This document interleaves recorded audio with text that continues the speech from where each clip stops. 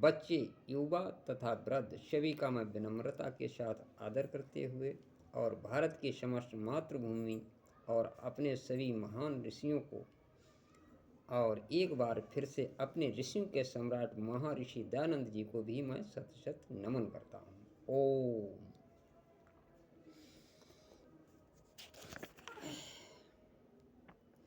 एक बात है और मन को आपने अनिच्छा से बलात् विकार को प्राप्त होना या होते रहना दूसरी बात है। अक्सर यह होता है कि शरीर तो काबू में रहता है पर मन नहीं रहता, इसलिए शरीर को तुरंत ही वश में करके मन को वश में करने की रोज कोशिश करने से हम अपने कर्तव्य का पालन करते हैं। वीर्य तथा उपयोग तो शरीर और मानसिक शक्ति को बढ़ाने में है। विषय भोग में उसका उपयोग करना अति दुरुपयोग है। इसके कारण वह कई रोगों का मूल बन जाता है।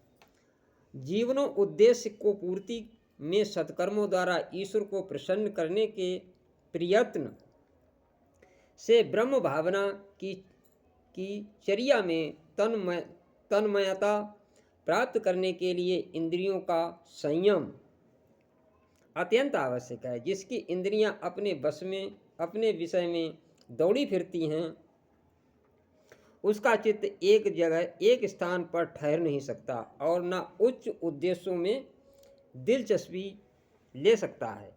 दीर्घ जीवन, निरोगता, शरीर की पुष्टता, सुडौलता, बल, बुद्धि, तेज बुद्धि की प्रखरता आदि शारीरिक लाभों की नींव इंद्रिय संयम के ऊपर रखी होती हैं। शक्तियों का खर्च भोगों में ना होगा तो उसके द्वारा शरीर और मस्तिष्क बलवान हो सकेगा। अन्यथा जिस प्रकार फूटे हुए दीपक में से तेल निकल जाता है और वह अधिक देर तक प्रकाश के साथ नहीं जल पाता, जिस वृक्ष की जड़ों में कीड़े दीमक लग रहे हों वह निर्बल और अल्पजीवी ही होगा। यही बात मनुष्य की है।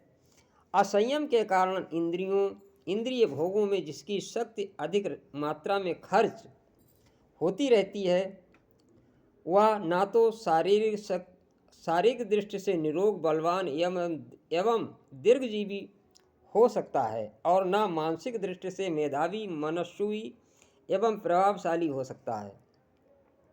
फिर ब्रह्म आचरण में रत होना तो दूर की बात है। इंद्रिय संयम में तात्पर्य विवेक के साथ मर्यादा के अंतर्गत इंद्रियों का उपयोग होना, इंद्रियों के अधीन अपने को इतना नहीं होना चाहिए कि भोगेच्छा को रोका ना जा सके या रोकने में बहुत विरोध या कलेश सहना पड़े।